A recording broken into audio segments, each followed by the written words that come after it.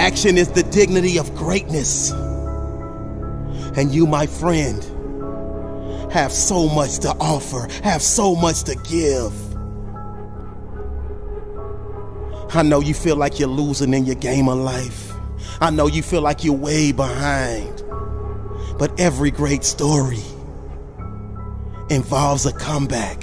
Every great story involves a setback. Every great story is centered around an underdog who overcame. You might be an underdog today, but if you stand up on your 10 toes tall, run, run, and run. Chase your greatness, and one day, I promise, you will catch it. Life is not like a football game. Life is not like a basketball game. Life is not a sport. In sport, if you're losing when the clock stops, you've lost. You failed. When time is up, when the buzzer sounds, you're either a winner or a loser. You can't change the score. Your dream has no clock. You try and try again until you succeed. You decide if a failure is the end of your dream, and you also decide if you keep going. You see, there really isn't such a thing as failure. It's only your choice to quit or keep going. If you keep going, you haven't failed. It's just a prolonged victory. I think we could all agree that today, too many people wake up in the morning and as soon as they open up their eyes, the first thing they focus on is the grueling day that they had the day before. All the things that didn't turn out the way they wanted it to go. Then they start thinking about the grueling day that lies ahead of them, the traffic jam that they have to be into. And then they can't understand why, when they're going into work, their energy level is down here. And with what you're trying to accomplish, with the responsibility that you have, it has to be up here. So what I'm asking you to do, as soon as you open up your eyes, before you take the covers off, before you plant your feet on the floor, is to think of something or someone that you are totally grateful for in your life.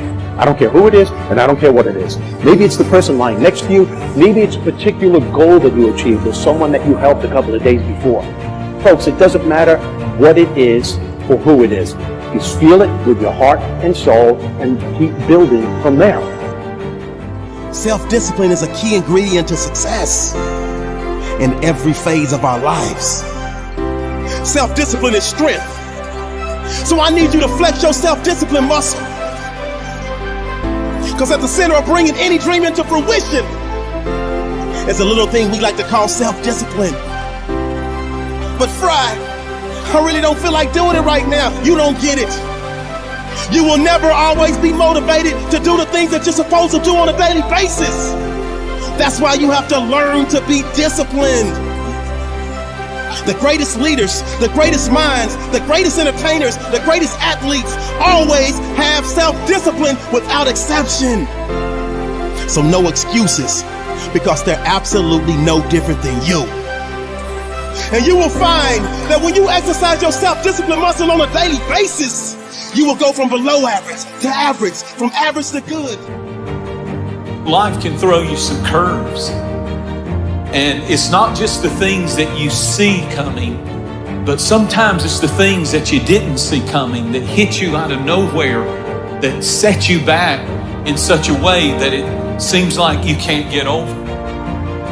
When you get into a tight spot and everything goes against you until it seems that you cannot hold on for a minute longer, never give up then, for that is just the place and time that the tide will turn. There are times when your energy feels so depleted that you want to give up, that it looks just totally impossible. And I can tell you from my own personal experience, don't give up then. That's when you've got to fall forward, when life is kicking dirt in your face. Don't give up then. That's when most people turn back.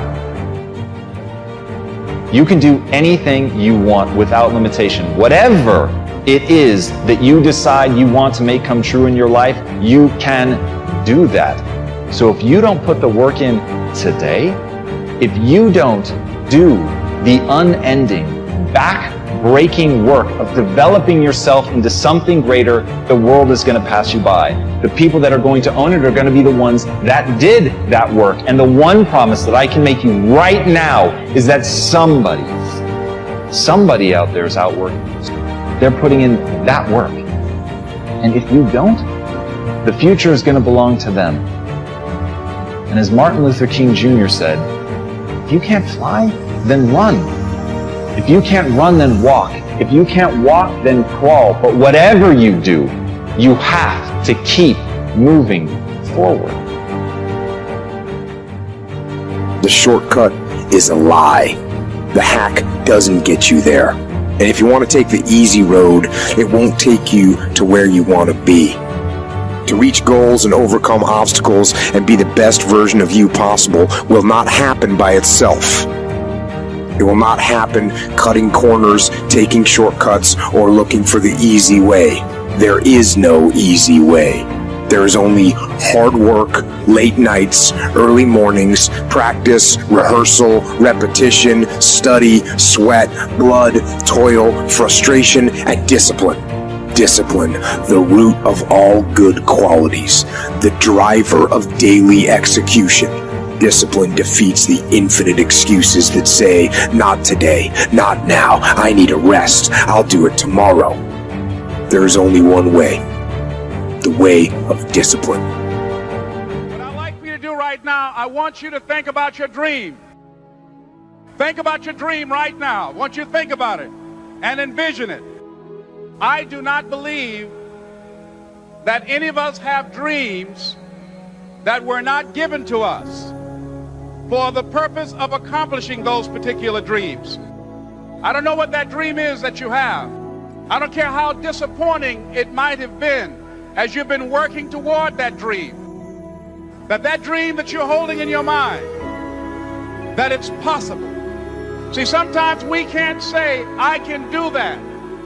But what we can say, that it's possible that I can have my dream as we run toward it, as we work on it day in and day out, working on my dream. And I want you to think about whatever your dream is, because I was willing to take a chance, and most people won't do that. Sometimes we can have a great idea, but if you're not advancing it in the right way and things don't happen, you become discouraged and think the idea doesn't work. No, that's not true.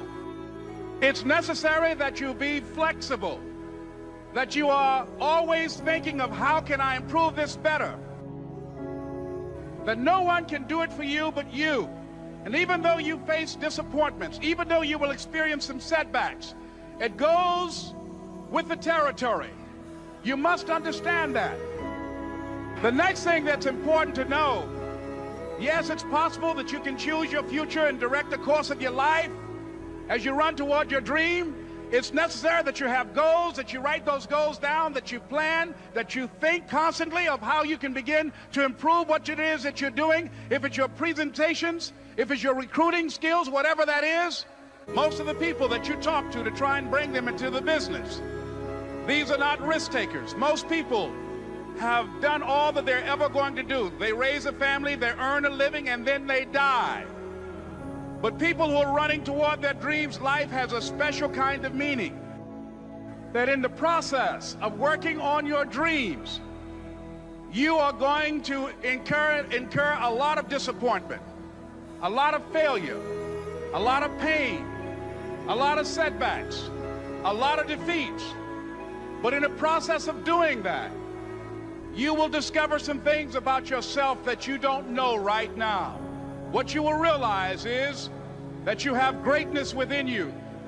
What you'll realize is that you're more powerful than you can ever begin to imagine. What you will realize is that you are greater than your circumstances, that you don't have to go through life being a victim. A great life is built not by revolution. A great life is built by evolution. Small and steady wins the race. What you do every day is far more important than what you do once every decade. I want you to really think about that idea. What you do every day is simply your life in miniature. And as you live every single day, so you're crafting your life. What you do over the next hours is really building your future. And if you can just get every single pocket of 24 hours right as best as we humanly can, the rest of our life is going to take care of itself. So small wins matter. You got to have some reasons that when life knocks you down, and it's going to. When people disappoint you, and that's going to happen. When they betray you, and that's going to happen. When they lie to you, and that's going to happen. When they say, oh, you can count on me, and they won't show up, and that's going to happen. When you want to throw in the towel and give up yourself, and that's going to happen. When life collapses on you and catch you on the blind side, what reason can you remember that you can call on, that you can reach on, that can make you get back up? Find that reason. So life had knocked me down. I said, life, I'm doing this because I want to make my mama proud of me. I'm doing this because I want my children to have a better life than what I have. I'm doing this because all my life I've been told I'd be a loser, that I wouldn't make it. I'm doing this so I can become massively successful. What are the reasons that you can think of that can keep you strong, that can keep you in the game, that will be your rod and staff to comfort you? If you know the why for living, you can endure almost anyhow. It's necessary that you get the energy drainers out of your life. People who don't want anything, people who are not striving, people who are not challenging themselves, people who aren't growing, people who have stopped dreaming. It's necessary that you align yourself with people and attract people into your business who are hungry, people who are unstoppable and unreasonable, people who are refusing to leave life just as it is and who want more. It's necessary that you get the losers out of your life if you want to live your dream. It's necessary to know that everybody won't see it, that everybody won't join you, that everybody won't have the vision.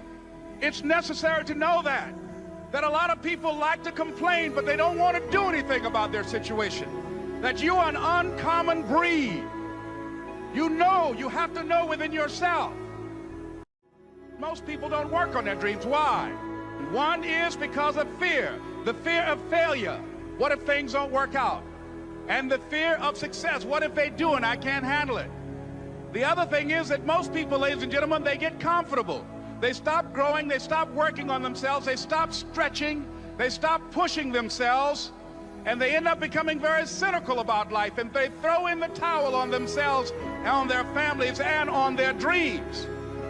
And the other thing is that most people don't feel worthy. What I'm doing now, I could have been doing years ago. But because I did not have a college education, because I didn't believe in myself, because I allowed other people's opinion of me to control my destiny, I didn't act on my ideas. So I applaud you for your dreaming, for your running toward your dream. I applaud you for believing in yourself. When you get to winning, for me, it's come down to maxing out. And what maxing out means is you do one more at least than you think you're capable of. So when you're done, whatever you're doing, whether it's at the gym or phone calls or meetings or in sports, one more shot, one more throw, one more swing of the golf club or the baseball bat, the separator is for the winners, they do one more. And I'm the kind of guy that I know when you do 45 minutes on the treadmill and I do 46, I deserve to be fitter. I know that when I'm lifting weights and I watch you do 5 sets of 10 and every single time I do one more. When it's supposed to be an 8-hour workday, I work 9. Whatever it is, I always do one more. And what that does is it makes me eventually think I'm doing things other people aren't willing to do. So I should get things other people aren't going to get. The scripture says we will eat the fruit of our words. You are planting seeds when you talk. At some point, you're going to eat that fruit. My challenge is make sure you're planting the right kind of seeds. If you want apples, you have to sow apple seeds. If you want oranges, you can't plant cactus seeds, poison ivy seeds, mushroom seeds. You're going to reap fruit from the exact seeds that you've been sowing. In other words, you can't talk negative and expect to live a positive life. You can't talk defeat and expect to have victory. You can't talk lack not enough, can't afford it, never get ahead, and expect to have abundance. If you have a poor mouth, you're going to have a poor life. If you don't like what you're seeing, start sowing some different seeds.